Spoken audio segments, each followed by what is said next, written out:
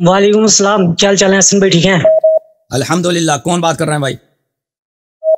میں بلال بات کر رہا ہوں سرگودا پاکستان سے. سرگودا پاکستان، یا علی مدد. بات کریں بھائی. میرا سوال، دو سوال ہے مختصر سے. ایک تو میں نے آپ کا کلپ دیکھا تھا پیچھے کہ آپ نے کہا کہ بنت رسول اللہ صلی اللہ علیہ وسلم کسی منافق عورت کے کہنے پر مولا علی علیہ السلام سے ناراض ہو گئی تھی. تو اسی طرح کے اور واقعات ہمیں ملتے ہیں آقا علیہ السلام کے بارے میں یا باقی دیگر ہستیوں کے بارے میں. تو پھر علم غیب کا کیا ہوگا؟ دیکھیں، اس طرح تو آپ کی کتب میں بھی ہے کہ رسول پاک صلی اللہ علیہ وسلم کو اگر کوئی مثلا آپ خود کہتے ہو نا کہ رسول پاک صلی اللہ علیہ وسلم حدیبیہ میں تھے، وہاں پہ خبر آیا کہ عثمان کو قتل کیا گیا، تو انہوں نے جنگ کی تیاری لے لی. تو اللہ کا علم غیب کہاں گیا؟ اللہ کو تو پتہ ہے کہ یہاں پہ عثمان قتل نہیں ہوا. عثمان کی تو دوستی ہے کفار سے، کفار اس کو کہاں قتل کریں گے؟ تو وہاں پہ اللہ کا علم غیب کہاں گیا کہ اپنے نبی کو بتا دیتے؟ نہیں، میرا یہ ماننا نہیں ہے، میرا یہ ماننا نہیں ہے کہ آقا علیہ السلام کو علم غیب تھا. موقع در اللہ کو تو ہے نا. میں نے جتنا آقا کا اللہ تو نے نہیں بولا، چاہا. میں نے آقا کا تو نہیں بولا صلی اللہ علیہ وسلم، میں نے اللہ کا بولا. اللہ کا تو علم غیب ہے نا. اللہ جبرائیل ہے اس کے پاس، اللہ کے پاس اور بھی ملائکہ ہیں، اور وہ اللہ تعالیٰ کسی بھی وقت نبی صلی اللہ علیہ وسلم کے دل میں بھی الہام کر سکتا ہے. جبرائیل کی ضرورت بھی نہیں، ان کے دل میں سیدھا وحی آ جائے. ٹھیک ہے نا، اس جبرائیل بھی بھیج سکتا ہے، اس میں کوئی کیا ٹائم لگتا ہے. تو اللہ تعالیٰ کا علم غیب کہاں گیا اس وقت کہ وہ رسول صلی اللہ علیہ وسلم کو بتا دیتے ہیں؟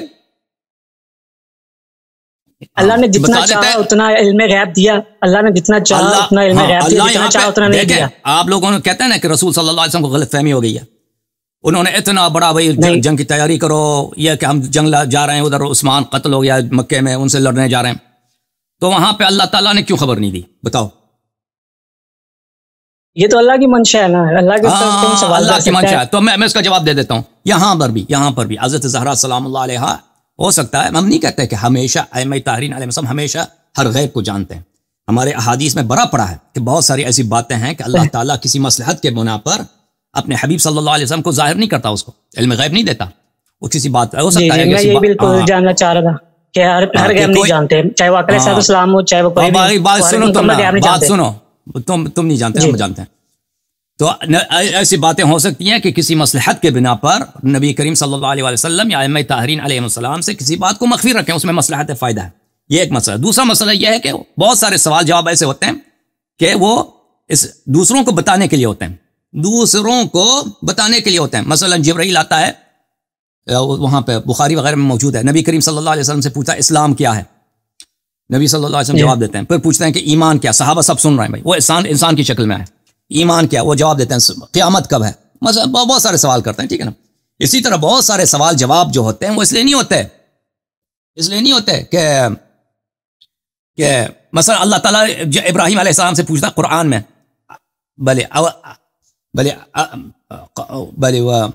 قال رب ارنی کیف تحیی الموتى قال اولم تؤمن، کیا تیرا ایمان نہیں ہے؟ قال بلا ولکن لیطمئن قلبی. اللہ کو بخوبی پتہ ہے کہ ابراہیم علیہ السلام کو ایمان ہے، لیکن اللہ کیوں پوچھتا ہے؟ کیونکہ اللہ جب پوچھے گا کہ تیرا ایمان ہے یا نہیں ہے، ابراہیم علیہ السلام کہیں گے کہ جی ہاں بالکل مجھے ایمان ہے. تو آگے جب لوگ قرآن پڑھیں گے، جب جتنے قیامت تک لوگ آئیں گے، وہی نہیں کہیں گے کہ ابراہیم علیہ السلام پہ ایمان تھے. وہ اللہ سے پوچھا کہ مجھے دکھاؤ تو مردہ کو کیسے زندہ کرے گا. ٹھیک ہے نا. تو بہت سارے سوال جواب اس لیے ہوتے ہیں، بہت سارے افعال ایسے ہوتے ہیں کہ دوسروں کو بتانے کے لیے. تو یہاں پر حضرت زہرا سلام اللہ علیہا کو کسی نے رپورٹ دے دیا، جھوٹے آدمی نے رپورٹ دے دیا کہ ان کے شوہر نے کسی سے شادی کر لیا یا شادی کرنے کی رغبت کیا. ٹھیک ہے نا. تو یہاں پر ہو سکتا ہے کہ اللہ تعالیٰ نے ان کے دل میں سے یہ غیب کا خبر چھین لیا ہو. مثلا اس میں کوئی عیب نہیں ہے کہ کسی مصلحت کے بنا پر، اور ہمارے حدیث میں بہت ہے اس طرح کہ اللہ تعالیٰ کا ایک علم غیب ہے وہ جو کسی کو اس نے نہیں دیا، حتیٰ رسول پاک صلی اللہ علیہ وسلم ائمہ طاہرین علیہ السلام کو بھی نہیں دیا. ہو سکتا ہے یہ اسی میں سے یا ہو سکتا ہے کہ ہو سکتا ہے کہ بی بی سلام اللہ علیہا کو پتہ ہے، لیکن وہ تاکہ یہ بات واضح ہو جائے کہ امیر المؤمنین علیہ السلام نے کسی سے رشتہ مانگا ہی نہیں ہے، ان کا دامن اس بات سے پاک ہے. اور پھر اہل بیت علیہم الصلوۃ والسلام کی فضیلت، کیونکہ اسی حدیث کے آخر میں ہے کہ رسول پاک صلی اللہ علیہ وسلم نے ابو بکر کو بلایا، عمر کو بلایا، اور ان دونوں کو بولا کہ تم یاد رکھو کہ فاطمہ زہرا سلام اللہ علیہا میرا بضعہ ہے، میرا لخت جگر ہے، جو ان کو اذیت دے دے اس نے مجھے اذیت دی ہے، اور جو ان کو غضب دے دے اس نے مجھے غضب دیا، اور جو مجھے غضب دیتا ہے اللہ کو غضب دے دیتا ہے، تاکہ ان پہ بھی حجت تمام ہو. ٹھیک ہے نا. تو ہو سکتا ہے اس کے فائدے کئی ایک اللہ جانتا ہے. جی ہاں صحیح. اور اچھا پھر یہ حجت دوسرا رہا سوال ابو بکر پہ حجت رہا. پھر وہ آپ کے کتاب ابن قتیبہ دینوری کی کتاب ہے الامامہ والسیاسہ، اس میں واضح طور پر اسے نقل کیا ہے کہ ابو بکر عمر آئے بی بی سلام اللہ علیہ کے پاس، بی بی نے ان کو راستہ نہیں دیا، پھر انہوں نے امیر المؤمنین علیہ السلام سے سفارش کیا کہ ان سے اجازت لے لیں ہمارے لیے. تو پھر جب ان کو امیر المؤمنین علیہ السلام نے سفارش کی اور ان کو اجازت مل گیا آنے کا، تو بی بی سلام اللہ علیہ نے اسی واقعے کو یاد دلایا ان کو کہ کیا تمہیں یاد نہیں ہے کہ میرے والد نے کہا تھا کہ فاطمہ زہرا سلام اللہ علیہ سیدہ نساء العالمین ہے. ہاں، فاطمہ زہرا سلام اللہ علیہ میرا لخت جگر ہے، جو ان کو اذیت کرے وہ مجھے اذیت کرتا ہے، اور جو مجھے غضب دے دے ان کو غضب دے دے مجھے غضب دیتا ہے. تو ابو بکر عمر نے کہا جی ہمیں یاد ہے، انہوں نے فرمایا تھا. تو انہوں نے کہا میں اللہ کو شاہد بناتی ہوں کہ میں تم دونوں نے مجھے اذیت کی ہے اور میں دونوں سے بیزار ہوں، اور میں رسول پاک صلی اللہ علیہ وسلم سے اپنے بابا سے تم دونوں کی شکایت کروں گی. تو یہ واضح طور پہ آپ لوگوں کی کتاب بھی، ہمارے کتابوں میں تو بہت موجود ہے، آپ کی کتاب میں بھی موجود ہے، ٹھیک ہے نا. تو اس کا ایک بہت بڑا فائدہ ہوا کہ ابو بکر عمر پر ایک اتمام حجت ہوا. مزید بولیں. میں نے آپ کی کافی ویڈیوز دیکھی ہیں جن میں آپ آقا علیہ الصلوۃ والسلام کے انتقال کے بعد مدد کی بات کر رہے ہیں، لیکن وہ جو بھی آپ حوالہ جات دیتے ہیں وہ ان میں ظاہری اسباب پہ ہوتے ہیں. تو کوئی بھی کتب اہل سنت سے آپ کوئی دلیل دکھا سکتے ہیں جس سے یہ ثابت ہو جائے کہ کسی نے بھی، چاہے وہ مولا علی ہو چاہے وہ کوئی بھی ہو، انہوں نے کسی بھی آقا علیہ الصلوۃ والسلام سے مدد مانگی ہو بعد وفات، بعد انتقال؟ نبی صلی اللہ علیہ وسلم سے مدد مانگی ہو؟ ہاں جی.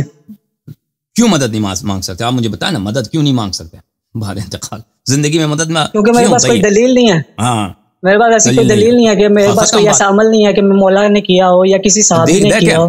دیکھیں آپ لوگوں کے پاس جو ہے احادیث بہت کم ہے. آپ کے خود علماء کہتے ہیں کہ آپ کے پاس احادیث بہت کم ہیں، بالخصوص حلال و حرام. میں آپ کو دکھا دوں، آپ کے اپنے علماء کے کچھ اقوال دکھا دوں کہ بالخصوص حلال و حرام کے مسائل میں آپ کے صرف 500 حدیث ہیں یا 800 حدیث ہیں، باقی حدیث ہے ہی نہیں آپ کے پاس، ٹھیک ہے نا.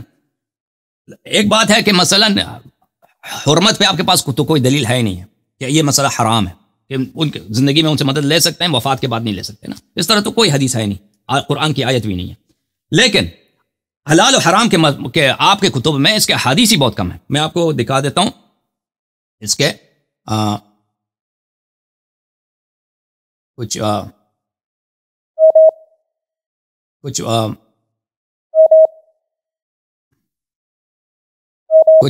کچھ ریفرنسز آپ کو دکھا دیتا ہوں.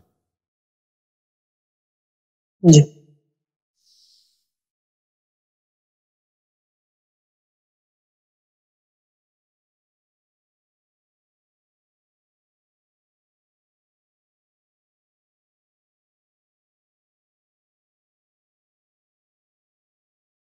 یہ کتاب ہے البحر المحیط فی اصول الفقہ للزرکشی.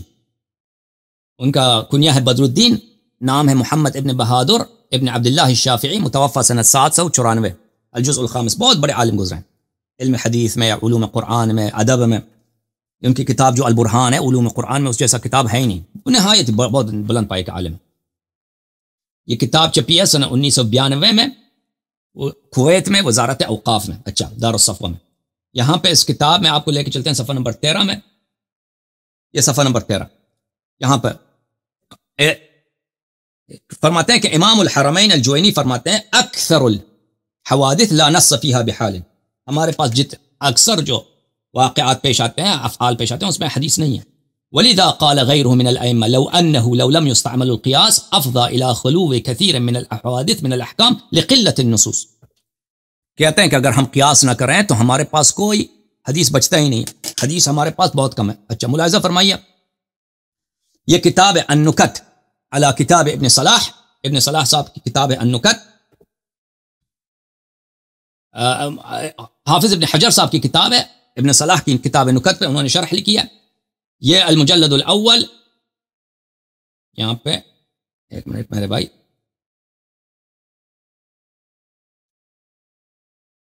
ملاحظہ فرمائیے، اس کتاب سب چھپی سن 1984 میں. یہاں پہ آپ کو لے کے چلتے ہیں، ملاحظہ فرمائیے. بلے قال احمد ابن بلے فقد ذکر ابو جعفر محمد ابن الحسین البغدادی. محمد ابن حسین البغدادی جو ابو جعفر محمد ابن حسین البغدادی ابن احمد ابن حنبل کا شاگرد ہے، اور اس کا کتاب التمیز، کتاب الرجال اور بہت ساری کتابیں ہیں. اور حافظ ابن حجر اپنے کتاب تہذیب التہذیب میں اس کے بہت سارے اقوال نقل کرتے ہیں، کتاب التمیز سے جو احمد ابن حنبل سے نقل کرتا ہے، اور کتاب تہذیب الکمال میں بھی حافظ مزی اس کے بہت سارے اقوال نقل کرتے ہیں احمد بن حنبل سے. تو یہ احمد بن حنبل کے بلا واسطہ ڈائریکٹ شاگرد ہیں. انہوں نے اپنے ان کا ایک کتاب ہے کتاب التمیز, اس میں انہوں نے کہا, اس سے نقل کیا ہے سفیان ثوری سے, شعبہ سے, یحییٰ بن سعید قطان سے, عبد الرحمن بن مہدی سے, احمد بن حنبل سے, اور یہ سب نہایت بلند درجے کے محدثین ہیں. سفیان الثوری وہ ہے جس کے متعلق جماعت عمری کہتے ہیں کہ امیر الفاسقین فی الحدیث ہے, یعنی علم حدیث وہ امیر المومنین کہتا ہے نا, ہم تو امیر المومنین کا لفظ اس کے لیے استعمال نہیں کر سکتے. یہ سب کے سب سفیان الثوری, شعبہ العتکی, شعبہ ابن الحجاج العتکی الازدی, یہ بھی سنہ 90 کا میرے خیال اس کی ولادت ہے, سنہ 160 اس کی وفات ہے. یحییٰ بن سعید القطان, عبد الرحمن بن مہدی, احمد بن حنبل, یہ سب نہایت بلند کے درجے کے, بہت سے ان میں تابعین اور تابعی تابعین ہیں اور محدثین ہیں. احمد بن حنبل بھی اسی طرح, عبد الرحمن بن, اور سب بخاری مسلم کے مشائخ میں سے, بڑے بڑے مشائخ میں سے.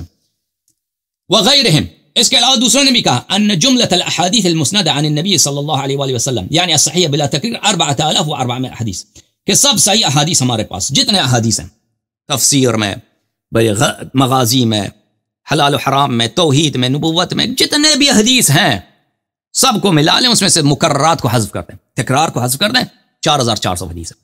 کتنے حدیث ہیں؟ 4400 حدیث. اچھا, وقال احمد بن حنبل وسمعت ابن مہدی يقل الحلال والحرام من ذلك 800 حدیث. احمد بن حنبل کہتے ہیں عبد الرحمن بن مہدی نے کہا کہ حلال و حرام کے ہمارے پاس صرف 800 حدیث ہیں, حلال و حرام کے صرف 800 حدیث ہیں. ٹھیک ہے نا, حدیث آپ کے پاس کم ہے بھائی, حدیث واقعات, اعمال انسان کے بہت زیادہ ہیں دنیا میں. افعال مثلا روزے کے احکام ہے, نماز کے احکام ہے, وضو کے احکام ہے, غسل کے احکام ہے, جانور ذبح کرتے ہیں اس کے احکام ہیں, یہ اتنے احکام ہیں, ہزاروں نہیں لاکھوں کی تعداد میں احکام آ جاتے ہیں. اس کے لیے صرف آپ کے پاس 800 حدیث ہیں, تو آپ کہتے ہیں فلان مسئلے پہ مجھے حدیث دکھاؤ. وہ آپ کی کتابوں میں حدیث کم ہے بھائی, یہ میرا قصور نہیں, آپ کے خود علماء فرماتے ہیں اس مسئلے پر. اچھا, اور یہ کون ہے, یہ کون کہہ رہا ہے؟ یہ احمد بن حنبل اپنے استاد عبد الرحمن بن مہدی سے نقل کر رہا ہے. ٹھیک ہے نا, مزید بولیں بھائی.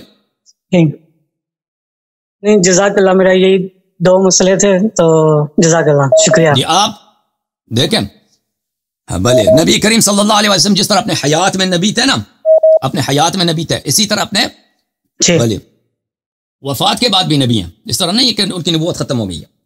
اگر وہ حیات میں, اللہ تعالیٰ فرماتا ہے وہ بالمؤمنین رؤوف رحیم, مومنین کے ساتھ رؤوف تھے, رحیم تھے. وہ اپنے وفات کے بعد مومنین کے ساتھ رؤوف رحیم ہے. اپنے حیات میں ان کے ساتھ معجزے تھے, وفات کے بعد بھی ان کے معجزے ہیں, وہ کرامات ہیں. تو نبی کریم صلی اللہ علیہ وسلم اس طرح نہیں کہ وہ سنتے نہیں ہیں. بہت سارے احادیث ہیں کہ تم مجھ پہ سلام بھیجو, تم مجھے درود بھیجو, وہ مجھے پہنچ جاتا ہے. نبی صلی اللہ علیہ وسلم زندہ ہیں, ٹھیک ہے نا, اسی لیے نماز میں سب کہتے ہیں السلام علیکہ ایھا النبی. تو اگر یہی نبی صلی اللہ علیہ وسلم سے آپ طلب مدد کریں, اس میں نہ شرک ہے, کچھ بھی نہیں ہے, کچھ بھی نہیں ہے, بلکہ اس میں شان اس کی نبی صلی اللہ علیہ وسلم کے تقرب کے سبب ہے. اور ہمارے احادیث میں اس طرح بہت سارے روایات ہیں کہ ائمہ طاہرین علیہم الصلوۃ والسلام سے نبی کریم صلی اللہ علیہ وسلم سے مدد مانگو. اوکے, تھینک یو میرے بھائی, خدا حافظ.